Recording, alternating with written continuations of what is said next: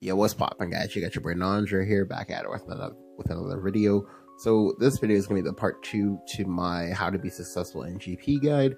Now, obviously speaking, if you've made it here, congratulations. That means you must have gone for at least 4-1 on one of your runs, in which case, clap, clap, clap. Congratulations to you.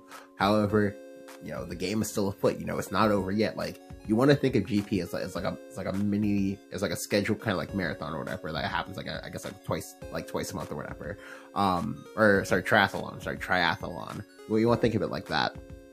And stage one, stage one is the beginner part. It's the entry level type stuff, the basic stuff, because you will be facing a lot of silly people playing. I say silly people, but I guess they're not really that silly. We will be facing a lot of silly decks. That's more accurate. A lot of silly decks. Like, for example, I know for a fact I faced a Woodland Bard type deck early while I was doing GP. That was pretty funny. And things like that.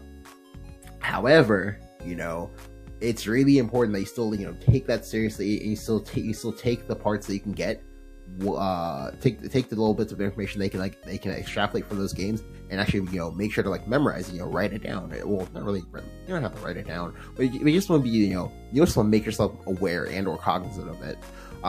You want to go out your way to make sure that you follow certain metagame trends, just by what you're seeing in GP, because obviously speaking, success talks. People are going to be trying to emulate other people who are being successful, just because I see a lot of people who post their 5-0s or whatever on GP on Twitter for their GP runs. Hell, I do it myself. I literally do it myself, and you should not at all be surprised when we start seeing copycats and whatnot.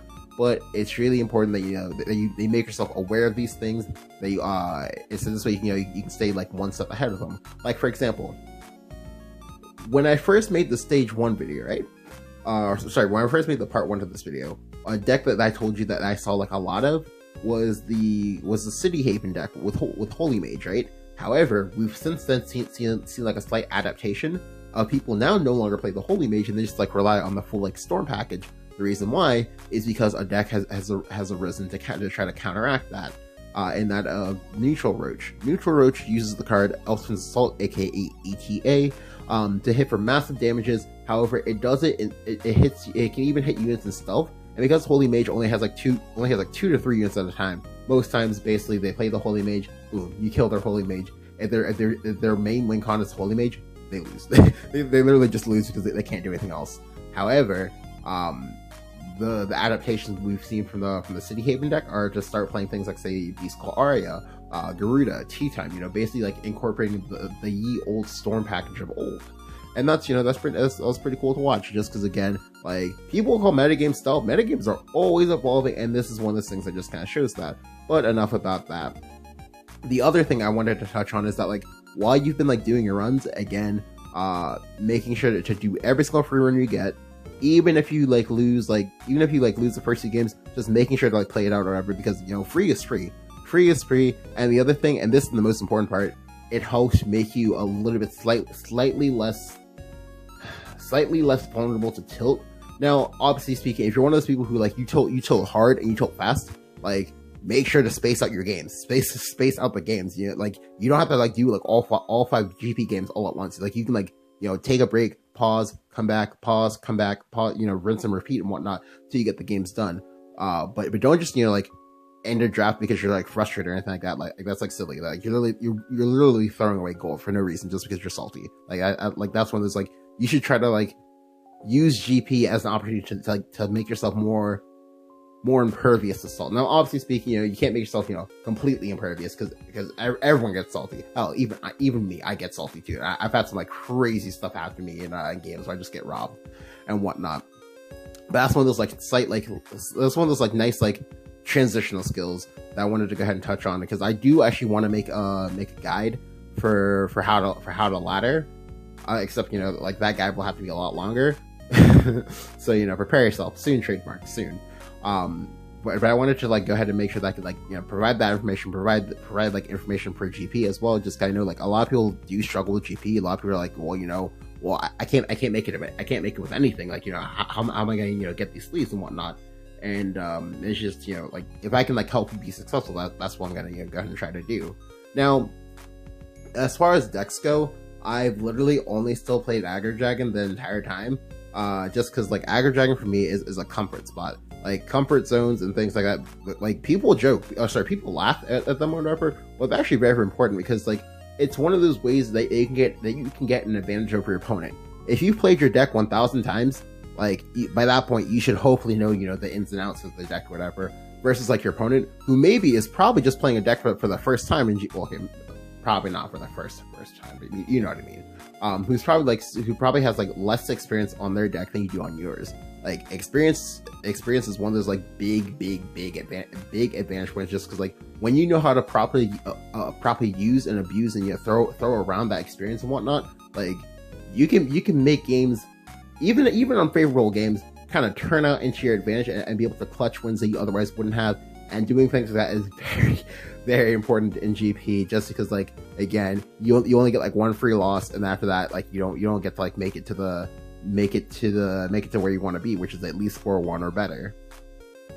Now, for my deck, as we, you know, as you see here on the roulette, I actually haven't changed much. I think the only thing I changed was I took out one Scyther for an additional Feline. So I was talking over with my boy Ulpri as well as Rias, who, you know, like has a lot of decks that I happen to end up playing.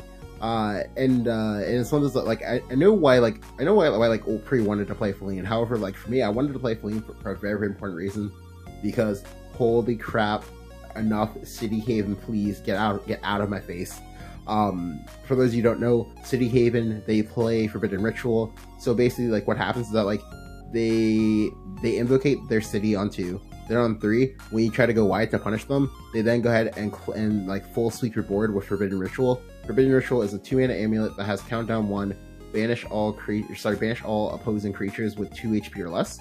And the majority of your creatures in aggro on the early game all have 2 HP. So all of them get banished, except for Feline.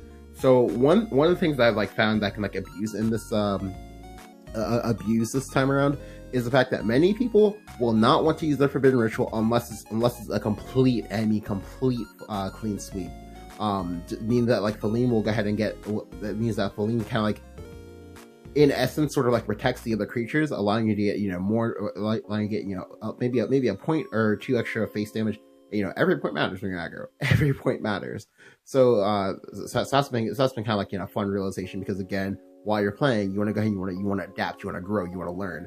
Like you want to be able to, you know, take what you know, get better, because, you know, like the experiences that they get from GP, like of course they do translate over to ladder, they do translate over to, like, you know, your tournament experience and things like that. But you just have to know where to look. You just have to to like know to see the forest for the trees, basically. And that's just, you know, one of those like nice like little like anecdotes I have for you. Now, the other thing is that, let's see, for the most part, what I said in what I said for part 1 was mostly true. I have seen pretty much like every single deck that I listed on there.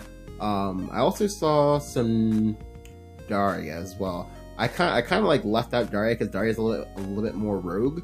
But Daria is still, at the end of the day, you know, well, Daria, you can always get, well, a bang and a boom to death, because they roll like multiple chimeras and also auglers and also blade mages and the like, and you're just like sad because you just like died because you can't do anything about it.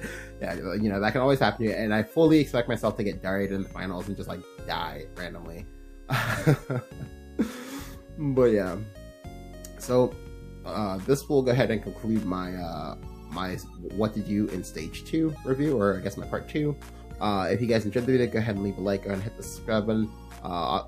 Preferably, I'm really kind of hoping, you know, we can get at least like 10 views on this, maybe you know 15, maybe shoot for 15, you know, depending on how much you guys like this information. This will, you know, give me a better idea of like whether or not to actually like make that guide to ladder, because I was thinking about it. Like I just like actually need to know that like people are actually gonna like want me to do it. So yeah, thank you guys for watching, and I will catch you guys next time. Peace.